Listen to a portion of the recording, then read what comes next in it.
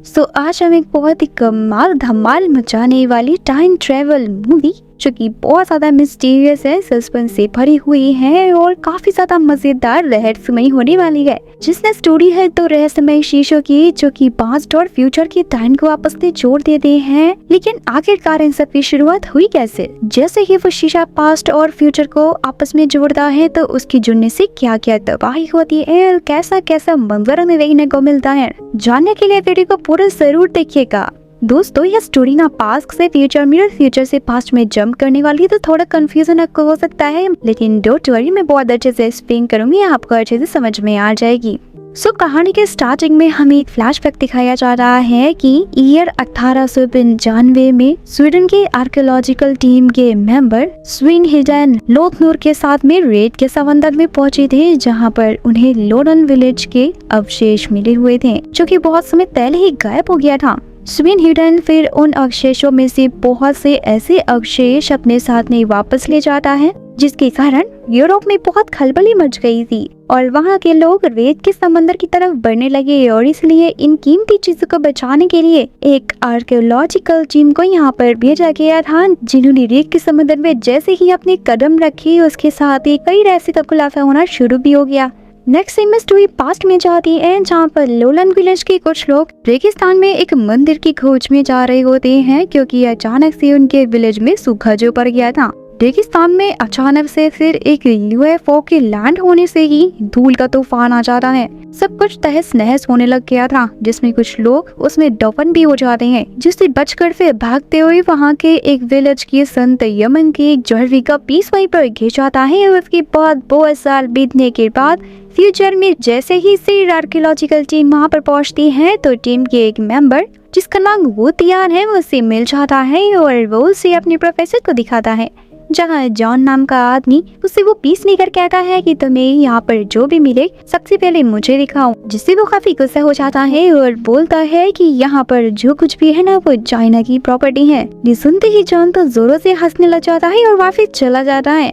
वो की टीम वहाँ पर कई महीनों से काम कर रही थी, जिन्हें वहाँ पर फिर एक अधूरा मैप और कुछ रहस्यमयी चीजें भी मिलती हैं। यहाँ पर प्रोफेसर सबको बताते हैं कि इस खोज से पता चला है कि 800 साल बाद जब लोलन विलेज अपनी एंड पर था ना, तो काले बादलों ने उसे घेर लिया था। साथ में कोर की नदी का पानी भी सूख गया था, जिसके लिए उस विलेज की संत पुराने मंदिर की खोज में अपने साथियों के साथ निकल गई थी। सिंह शिप्रता ही पास्ट में जाता है। यमन और जिंग भागते हुए उसी मंदिर में जाकर गिर जाती है, जहाँ जिंग को काफी चोट लग जाती है और वो अपने आखिरी समय में यमन से कहता है कि मेरे भाई से दूर रहना, क्योंकि मैं उसे कुछ भी नहीं देना चाहता हूँ और वो बहुत ही बुरा आदमी है। यमन उसे बचाने की काफी कोशिश करती है, लेकिन जिन की वहीं पर डेथ हो जाती है। इसके बाद यमन उस मंदिर में घूमती है और फिर एक जगह पर पहुंच जाती हैं, जहां पर देवताओं से वो प्रार्थना करती है कि वो उसकी लोलन विलेज को सूखे से बचा ले और इसकी हेल्प करे। देखते ही देखते अचानक से अंधेरे पड़े कमरे में अचानक से आग जल जाती है। दीवार पर लगा हुआ एक कमल शीशा चमक कर सीधा नीचे गिरता है और गिरने की वजह से वो टूट जाता है। यमन तो बहुत ज्यादा घबरा जाती है और उस शीशे की तरफ बढ़ती है। वहीं दूसरी तरफ फ्यूचर में वो उन कीमती चीजों को अपनी फ्रेंड लिन के साथ में कहीं लेकर जा रहा होता है कि तभी हम देखते हैं कि जॉन ने अपने आदमी उनके पीछे लगा दिए हैं और साथ ही वो दूरबीन से उन पर नजर भी रखे हुआ था। साथ ही कई में यहाँ पर ये पता चलता है कि वो लिन को काफी ज्यादा पसंद करता था, लेकिन लिन तो किसी और को लाइक कर दी थी। और यहाँ पर लिन वो इनको पानी देने के लिए भेज देती है, जहाँ पानी भरते हुए वो को याद आता है कि प्रोफेसर ने तो उसे लिन के साथ कीमती चीजों की रक्षा करने के लिए भेज दिया है और उसकी फ्रेंड को वहाँ खोज में हेल्प के लिए रख लिया। जिसके बाद से जैसे ही वो वापस आता है ना, तो जॉन के आदमी लिन से उसका बक्सा छीनने लग जाते हैं। वो और लिन उससे वो बक्सा वापस लेने लगते हैं, तो वो उस बक्से को लेकर दूसरे कैबिन में भाग जाता है, जहाँ गिरने की वजह से उसके हाथ में बक्सा छूट जाता है।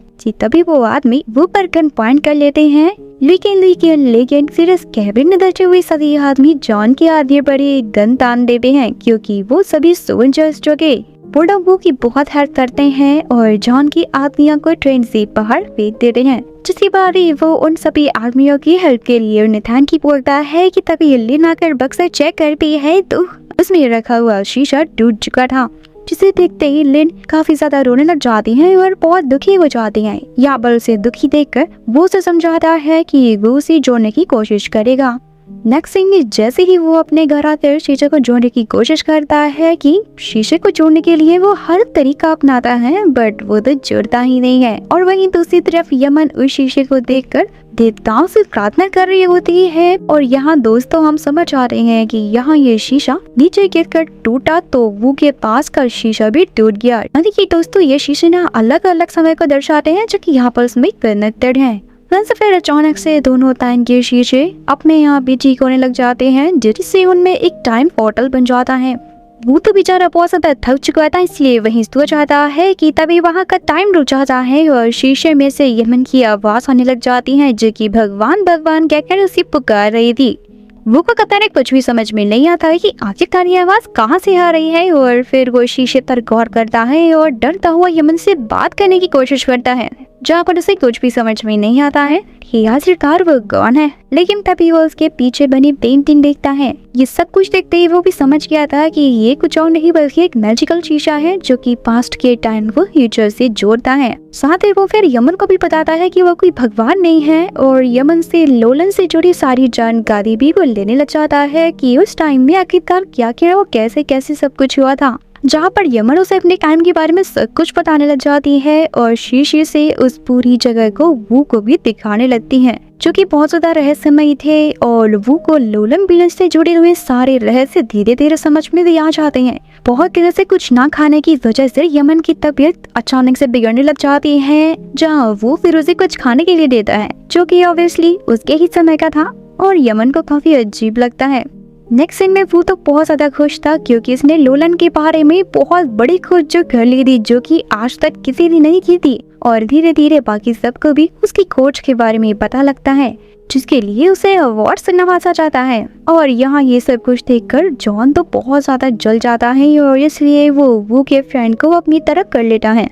वो सिर्फ अपनी सारी खुशी यमन से शेयर कर रहा होता है और उसकी प्रॉब्लम उससे पूछता है, तो वो उसे एक शैतान राजा के बारे में बताती है, जो कि भगवान की पूजा करते हैं क्योंकि वो खुद भगवान जो बनना चाहते थे। साथ ही उसे बताती है कि वो हमारे राजा का छोटा भाई था, लेकिन दद्दी के लिए उसने एक जादूगर के साथ मिलकर काली सेना को इकट्ठा किया था और राजा के साथ साथ पूरे राज्य को उसने नष्ट भी कर दिया था और अब खुद भगवान बनना चाहता है।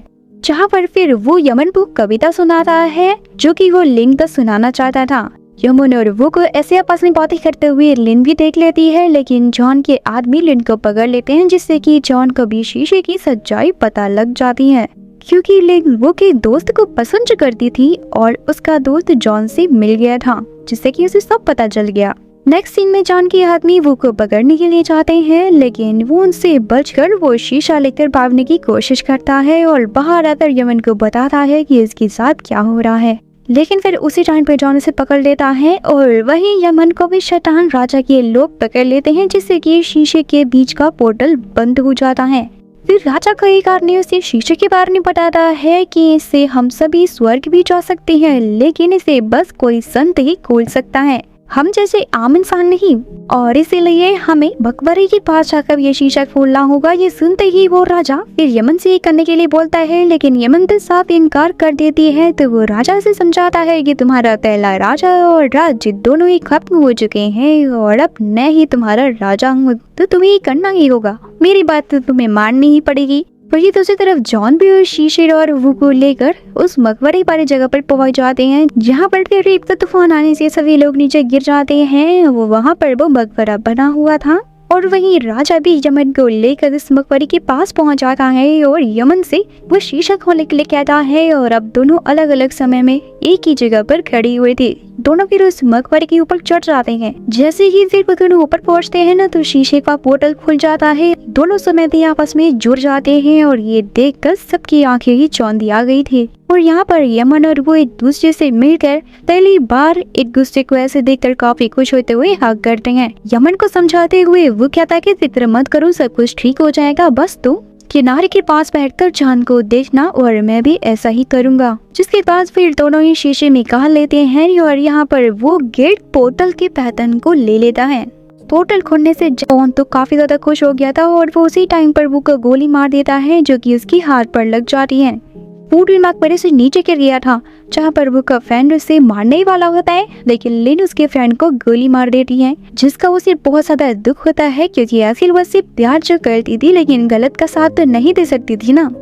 वो को लेकर फिर वो वहाँ से तुरंत निकल जाती है और वहीं पोर्टल तो बंद हो जाता है, लेकिन शैतान राजा और इसकी आर्मी अंदर आ जाते हैं। राजा तिरक ने एमडी से पूछता है कि क्या यही स्वर्ग है, तो उसका आदमी कहता है कि मुझे नहीं पता।